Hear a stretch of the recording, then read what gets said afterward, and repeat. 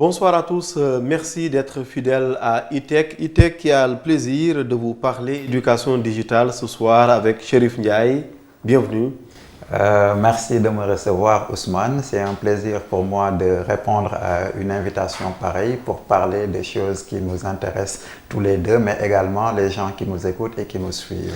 Un immense plaisir, Chérif Ndiaye, d'autant plus que vous faites des choses remarquables dans le secteur de l'éducation digitale, particulièrement au Sénégal et en Afrique, ce qui vaut d'ailleurs un magnifique article du journal Le Monde qu'on voit sûrement à l'écran, qui parle de École au Sénégal.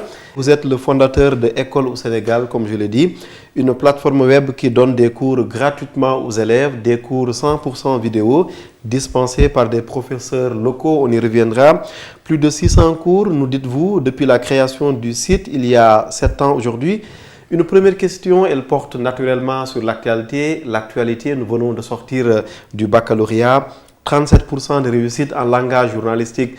On dira une réussite de 3 sur 10 élèves, n'est-ce pas? Et si l'on veut maintenant voir le verre à moitié vide, on dira un échec de 7 sur 10 élèves.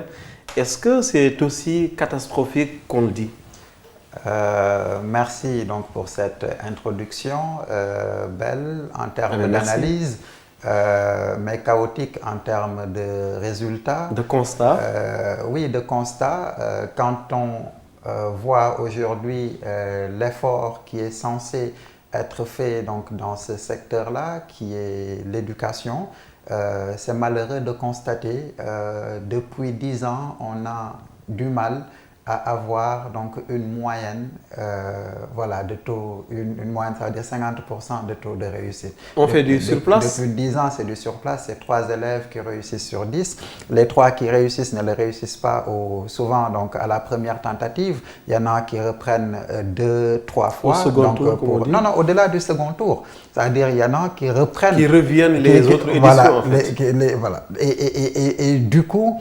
On se pose donc la question de savoir est-ce que réellement on peut être satisfait de pareils résultats quand on sait, même au-delà du taux de réussite, quand on analyse donc de manière très lucide en termes donc de pourcentage, il y a un grand écart. Ça veut dire partout au Sénégal, il n'y a aucune région qui fait du 50%. Le meilleur classement qu'on a eu cette année, je vais permettre donc pour ne pas faire des erreurs, nous sommes dans ITEC. Donc de vous dire, hein, oui. La moyenne nationale, donc on est à 37,22%.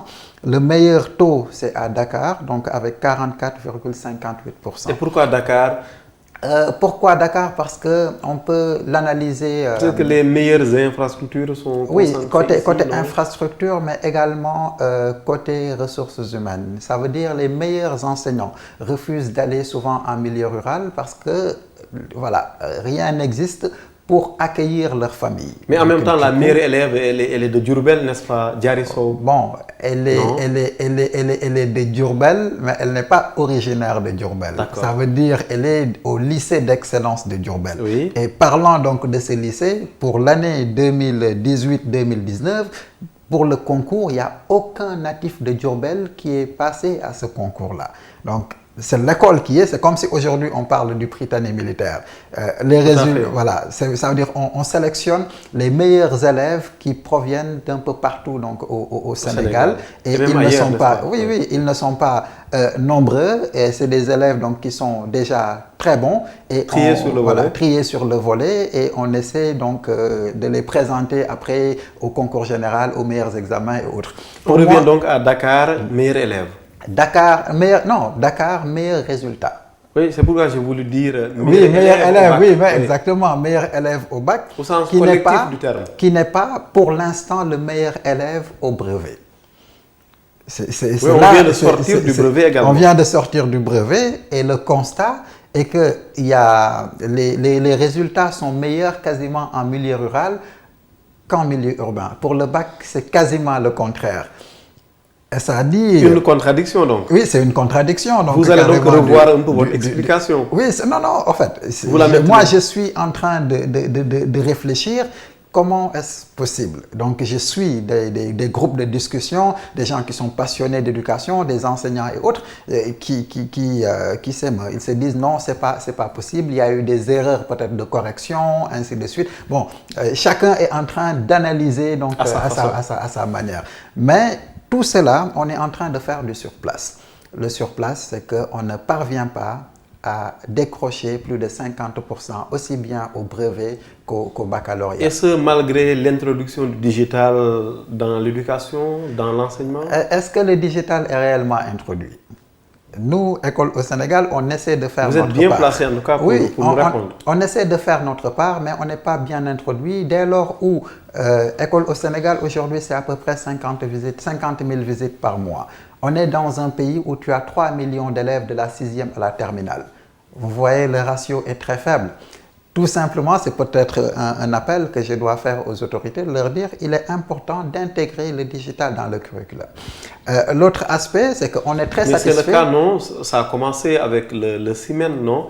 Au niveau du ministère de l'Éducation nationale. Je ne le maîtrise pas. Mais ce que je sais, c'est que nous, les écoles qui ont introduit notre plateforme donc, dans leur système, je peux parler du Prytanée militaire, donc avec fierté, depuis 4 ans, donc il n'y a pas de regret. Et voilà, ils nous font des feedbacks assez intéressants pour nous dire donc leur satisfaction de travailler avec une plateforme comme la nôtre. C'est pas le cas collaboration officielle avec la tutelle, vous voulez dire? Non, il n'y en a pas. C'est surprenant, non? Oui, c'est surprenant. Il y a eu des négociations. Et je pense que 2019, quand même, il y aura des choses qui seront faites.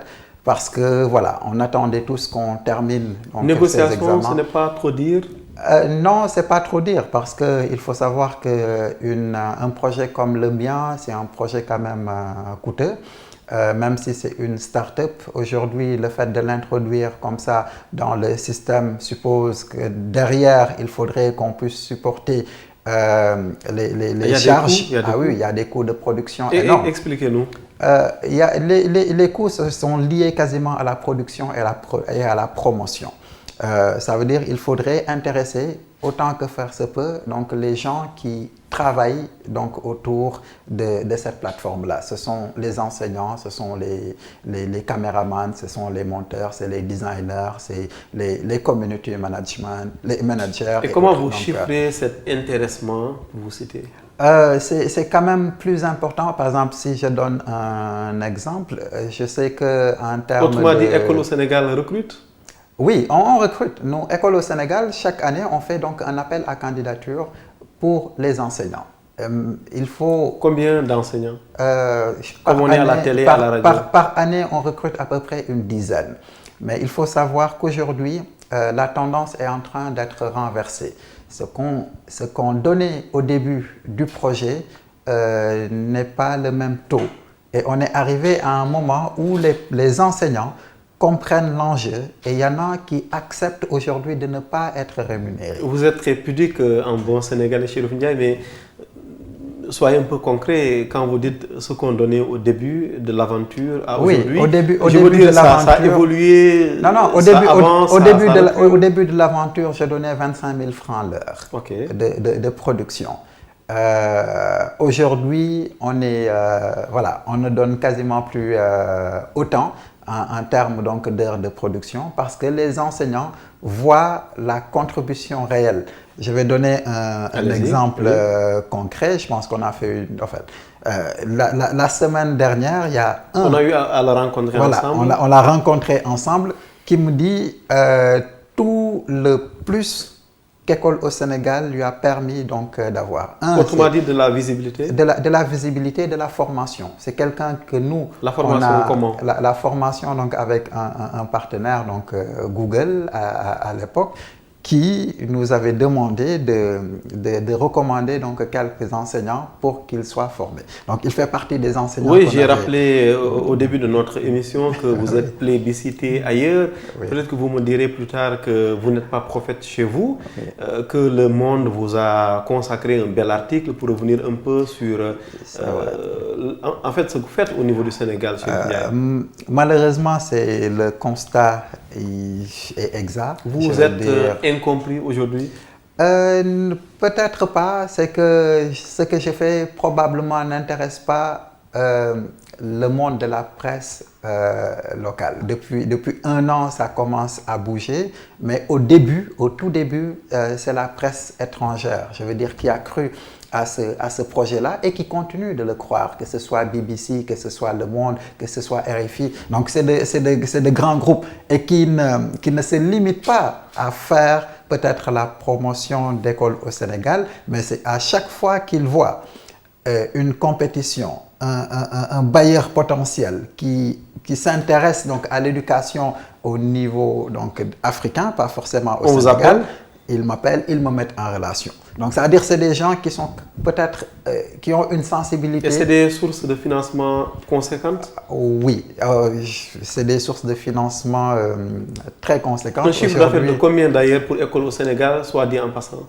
On fait en moyenne par an à peu près 100 millions. Quel budget pour le matériel, puisque on le sait, vous produisez des cours en ligne, 600 cours en ligne.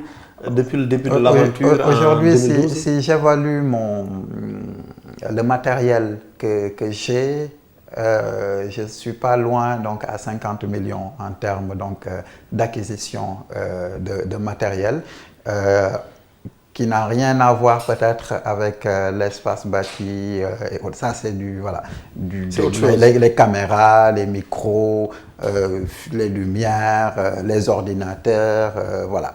Et ça se passe comment d'ailleurs? Mettez-nous un peu dans le secret. Ça se passe comment la production d'un cours? Ça se passe comment? C'est que l'enseignant le prépare d'abord. Comme s'il était en classe. Et c'est le même cours qu'il dispense en classe ou c'est un autre cours carrément? C'est le même cours. C'est le même cours qu'il dispense. Est-ce qu'il a le droit? Est-ce qu'il a le droit? Oui, il a le droit parce qu'on a l'agrément quand même du ministère de l'Éducation nationale bien avant le lancement du projet, donc depuis 2012 sous l'ancien régime. Okay? Et l'enseignant fait comme si la caméra n'était pas là. Non, constituait sa classe. La classe, donc c'est la caméra, et puis il explique. Il explique de telle sorte que l'élève l'élève moyen puisse comprendre. Vous comprenez? Oui. Et après, nous, on essaie donc en studio d'accélérer donc le rythme pour que voilà qu'il ait. Le minutage, c'est combien? Le minutage on est entre 5 et 7 minutes pour les Ça fait des capsules, comme on dit. Oui, c'est des capsules. Mais avec la possibilité d'avoir des suites. Avec du texte il y en a qui ont du texte, mais pas tout. Par exemple, pour certains cours de SVT ou bien de philosophie, il peut y avoir qu'on ait du texte, ou d'histoire-géographie, il peut y avoir qu'on ait du texte, plus des images qu'on intègre en termes d'animation et autres. Une fois que le professeur donc, a fini son cours, c'est une équipe de production qui s'occupe donc de la partie montage, l'animation donc sur le bruitage, parce qu'il y a une animation ou un générique, je veux dire, qui nous est propre, qui fait de telle sorte que même moi, si je ne vois pas l'image, je peux savoir tout de suite que ça, c'est un cours d'école au Sénégal. Comme à la télé, en fait. Comme à la télé. Donc, non, il y a un habillage sonore. Oui, il y a un habillage sonore donc, qui nous est propre, je veux dire, qui est une production dédiée donc, à l'école, une identité oui. Sonore. Après ça, il y a la partie donc, validation. Parce que les cours doivent être validés par moi. Je veux dire, là, je me mets carrément comme un directeur de production pour voir si la qualité de l'image elle est bonne, le son est bon, ainsi de suite. Et le professeur même qui a fait le cours pour voir s'il y a des erreurs ou pas. Oui. Donc, s'il y a un mauvais montage, voilà, s'il y a un mauvais montage. Donc, il y arrive qu'il peut y avoir un mauvais montage et après, on corrige. On met en ligne.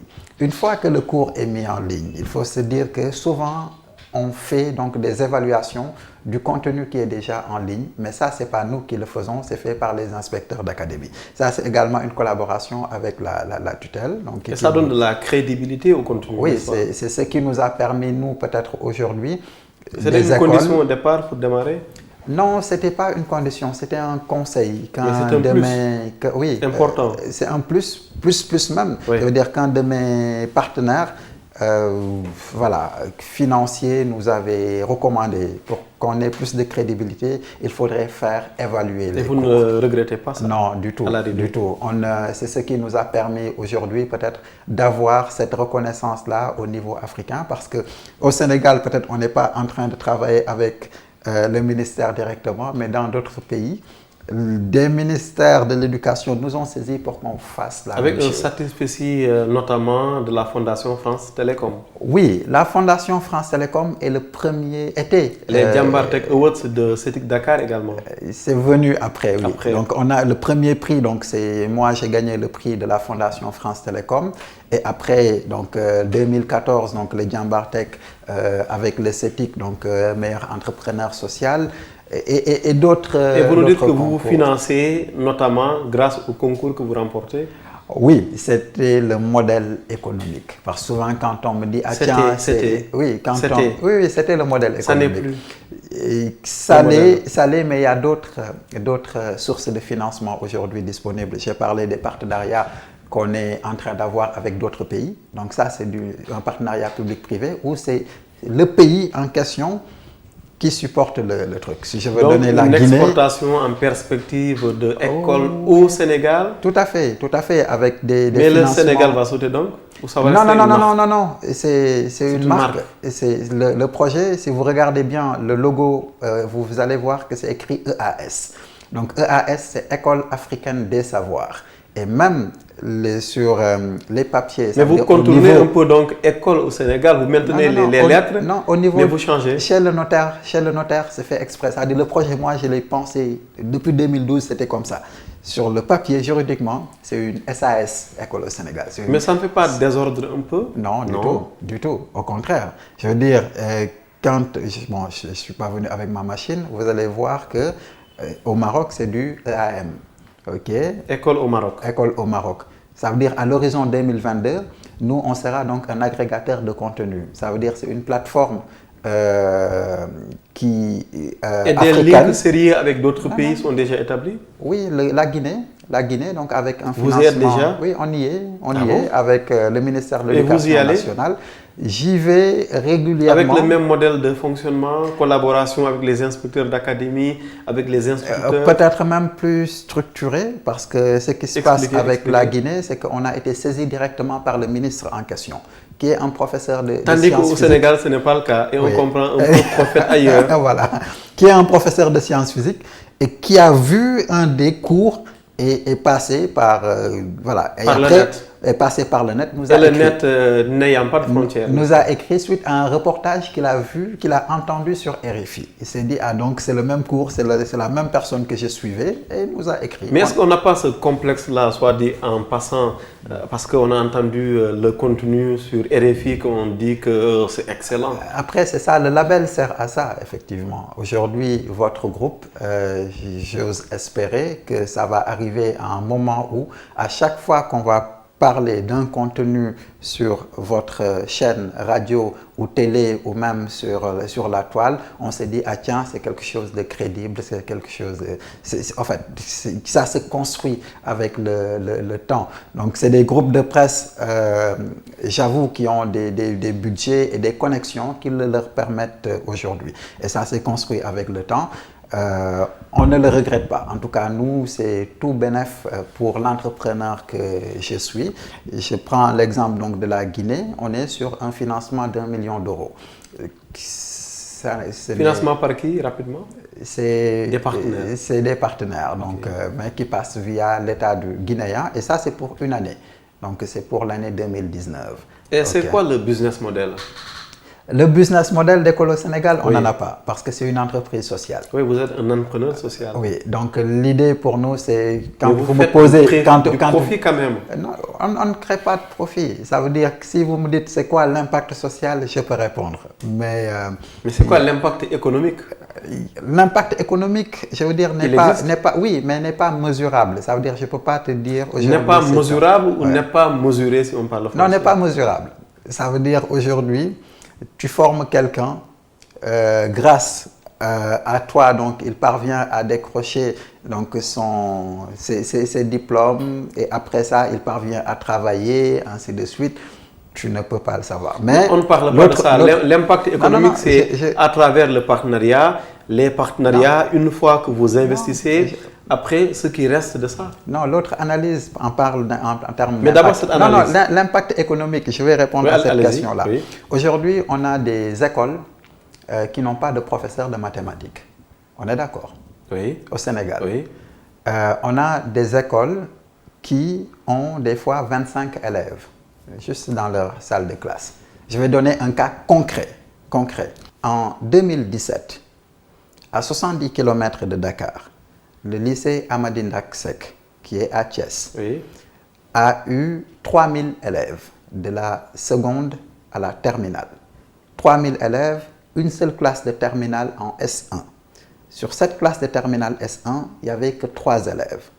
Donc tu as à 70 km, on a un professeur qui est peut-être très bon, qui accompagne juste 3 élèves en terminale. Autrement dit, qu'ils ne trouvent pas de demandeurs. Ça veut dire que nous, en termes d'impact économique d'école au Sénégal, on permet aux pays qui nous font confiance de lutter contre ce genre d'inégalité-là. De dire le professeur, n'est-ce pas? oui, le professeur qui donne des cours et on trouve que ce professeur est bon, il est pertinent, il ne se limite plus à donner qu'à 3 élèves, mais il est connecté, il est vu par des milliers d'élèves en un temps record. Donc c'est ça. Vous voyez en termes de gains de temps, d'argent et autres, je ne parle pas d'abri provisoire. Ça veut dire aujourd'hui, avec le numérique, on ne peut plus parler d'abri provisoire. L'essentiel est que la personne ait un téléphone, ou un support quelconque qui lui permet donc de se connecter à Internet et d'aller sur le cours. Et même mieux, ça veut dire si tu n'as pas Internet, tu peux avoir accès des fois aux cours d'école au Sénégal. Et quelle est la collaboration avec l'Université virtuelle du Sénégal? Nous allons bientôt recevoir le coordinateur Moussa Lo. Vous êtes tous sur le virtuel, sauf qu'apparemment, vous n'êtes pas sur le même terrain. Nous ne sommes pas sur le même terrain, mais je peux dire qu'il y a une certaine continuité. Naturelle. Et j'en profite pour dire que je suis par ailleurs administrateur de l'université virtuelle au niveau de l'ENO de Guédiawaye. Donc l'espace numérique ouvert. Moussa Lo m'a connu grâce à École au Sénégal. C'est quand il a vu tout ce que je faisais donc avec... Mais est-ce qu'il y a un partenariat institutionnel entre les deux? Au début, c'était le but du projet. Mais au fur et à mesure qu'on avance, jusque-là, il n'y a pas eu de partenariat signé. Mais vous intervenez quand même au niveau de l'UVS? Oui. J'interviens, je forme même des fois donc, les ressources qui sont sur place. Donc, voilà. Et très rapidement, la digitalisation, la dématérialisation aujourd'hui des fameuses délibérations en public au baccalauréat, le fameux approché. Est-ce qu'on peut s'en passer aujourd'hui au vu de tout le stress que ça génère? Je dirais oui. Et il est important qu'on change de paradigme. Comment? En intégrant les technologies de l'information et de la communication. Faire de telle sorte que, grâce aujourd'hui donc à l'intelligence artificielle, qu'on puisse avoir des personnes, tout candidat, je veux dire, ait la possibilité de consulter ses notes via donc un smartphone. Même mieux, aujourd'hui, ça permet de réduire les marges d'erreur, de lutter contre les fuites et autres. Donc, je veux pas. Je sais qu'au niveau du brevet, il y a eu des erreurs. Peut-être c'est ce qui peut expliquer d'ailleurs l'écart qu'il y a entre les milieux ruraux et urbains. Parce qu'en mathématiques, coefficient 3 ou 4 au BFM, il y a un problème donc, sur le sujet. Ça veut dire, a priori, si le sujet n'est pas repris, il n'y a aucun élève qui peut avoir du 20 sur 20. Mais comme il nous reste peu de temps, Chérif Ndiaye, on revient un peu au mode de délibération. Oui. Vous préconisez quoi en lien et place de ce Je préconise aujourd'hui une application. Donc, une application mobile, qui peut mobile ou bien en mode USSD, donc qui permettrait à n'importe quelle personne qui détient un téléphone de pouvoir consulter s'il est admis ou pas. USSD, on explique rapidement. C'est par exemple, ça veut dire disons les chiffres entourés de part et d'autre de dièse. Exactement. Dièse. Exactement. Okay. Dièse plus 3 chiffres. À travers un tel dispositif, comment on peut organiser la délibération? Comment on organise la délibération? C'est qu'il y a des champs que tu dois remplir. Ça veut dire que tu as un login, tu as également un mot de passe qui est personnel. Une fois que tu le remplis, de manière intelligente, c'est pour cela que j'ai parlé tout à l'heure d'intelligence artificielle, qui va partir sur un fichier Excel.